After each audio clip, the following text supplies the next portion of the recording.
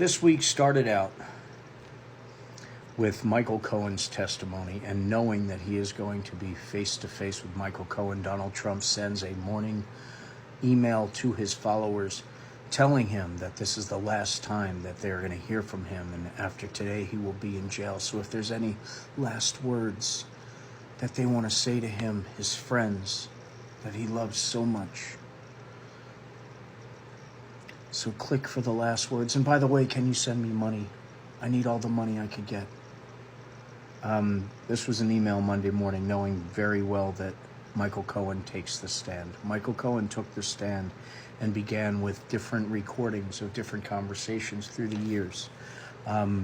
Began discussing how it was all set up with the payments and how it wasn't about his wife, it was all about the campaign, and how all of this stuff, like very, very interesting recordings. You know what's happening, okay?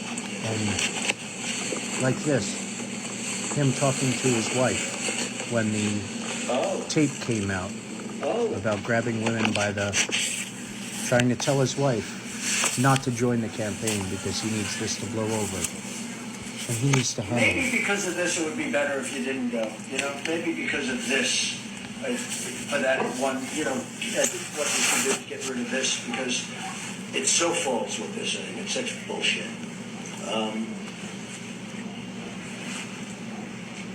Begging his wife. You don't want to be around the press right now because tapes come out saying I think this goes away quickly. I think it's probably better. Do the Charleston thing. Just this time. Better than the white supremacist good people on both sides. 2 weeks is fine. I think right now it's better. It's just better that way. Okay, honey. All right, take care honey. of yourself. I love you, honey. Thanks, man. I love you so much. Yeah, I'm proud of you. So How'd I do, Mikey? How'd I do? Great poll, by the way. Seen it. Great poll. making progress. Big time. And you guys are good guys. Oh, Pastor Scott.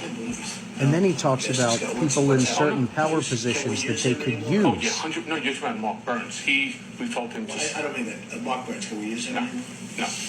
Richard Lefrak, I'm sorry, Richard Lefrak just called. We have a chance. He had an idea for you. He had an idea for you. Someone just called with an idea for you how to get around this. In the New York Times, I told you this regarding to unseal the divorce papers with Ivana. We're fighting it. Ivana's divorce papers is going to never be able to get that. Never. The divorce papers where Ivana Trump Give me your Coke, please. They don't have a legitimate purpose. So claimed she was brutally beaten and yes, and it's aggravated. for about 2-3 weeks now. All you have to do is delay it for. So all you have to do is It's not delay going to it. ever be opened. There's no purpose for it. All you Told have to about do is delay it. Charleston. Sound familiar? I need to open up a company for the transfer of all of that info regarding our friend David. Our friend So David. that I'm going to do that right away. I've actually come up and Give it to me. I've spoken to Alan Weisselberg about how to set the whole thing up with Alan Weisselberg. funding.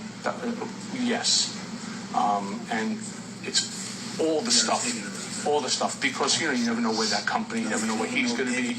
Correct. He may get hit by a truck. The guy you get the agreement with that protects Trump may get hit by a truck. What financing? We'll have to pay you. So no. Pay cash. I got. No. Hey, no. How are you? Cohen's got it. This is something that is Trump's own words.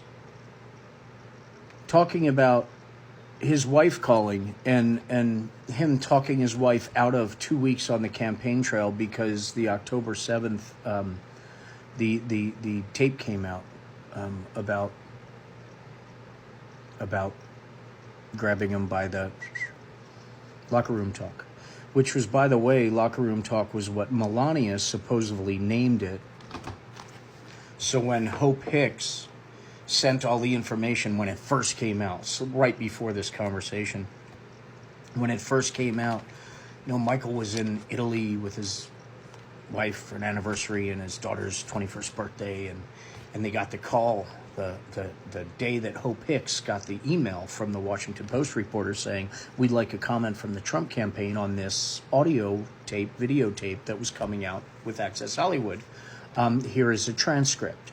Hope Hicks contacted Michael Cohen, contacted Donald Trump first, then contacted Michael Cohen, and basically was like, okay, these are the ideas I have. Hope Hicks came up with all these ideas of deny, deny, deny. That was the first response from Donald Trump. And then Hope Hicks took the ball, deny, deny, deny. So it was Donald Trump, Hope Hicks, Michael Cohen.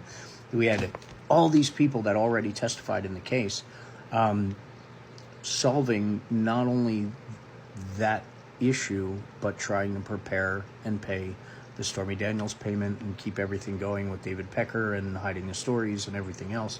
And in Michael Cohen's testimony, there was not only all these fantastic voice recordings, because like many of Donald Trump's lawyers, when they feel like Donald Trump is going to screw them over and start blaming them for everything, they record things, take a bunch of notes to cover their asses, so they have some form of paper trail to defend themselves against the person they're currently working for.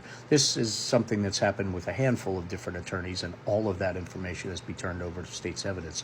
But this in particular had phone calls directly between David Pecker, Michael Cohen, Donald Trump, all of them, all of the players.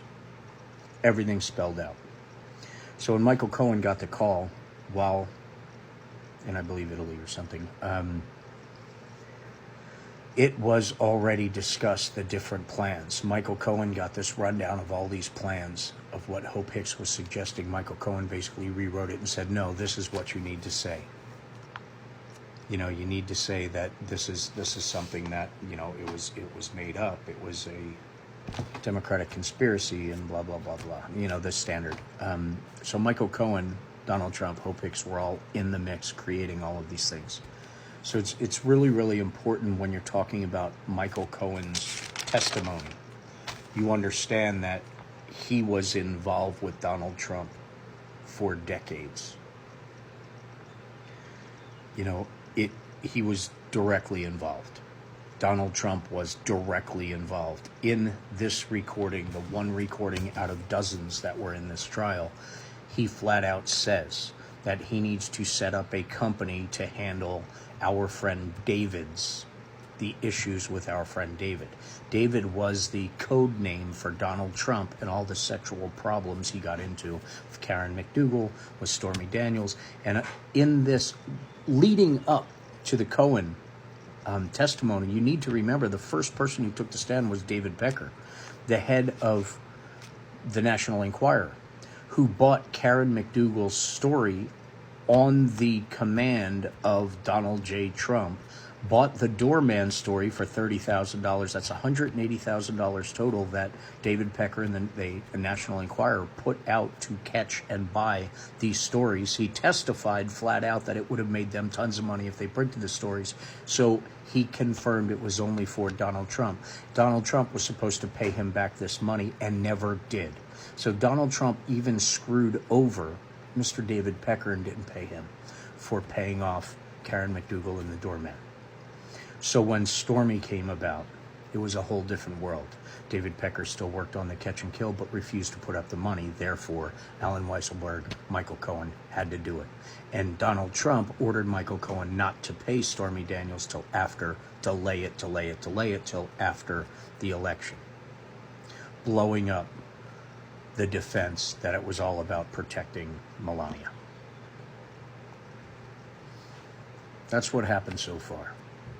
And Michael Cohen, right out in the open, owned his mistakes following Trump. And when the cross-examination started, the first thing his lawyer did was go after Michael Cohen for a comment he made on a TikTok live. And Michael Cohen's response was, yeah, that sounds like something I would say. That was how they spent their time with Michael Cohen on the stands. They got nothing of substance to defend Donald J. Trump from the Michael Cohen cross-examination. They were too busy with cross-examining Stormy Daniels about Donald Trump's golf scores and celebrities that follow him around. And with Michael Cohen, it was, you said mean things about me, the lawyer. He only has the best people around him. Pay attention to the evidence, ladies and gentlemen. Be diligent, stay educated, be kind. The prosecution rested their case at Michael Cohen and didn't bother bringing up Karen McDougall or the other 10, 12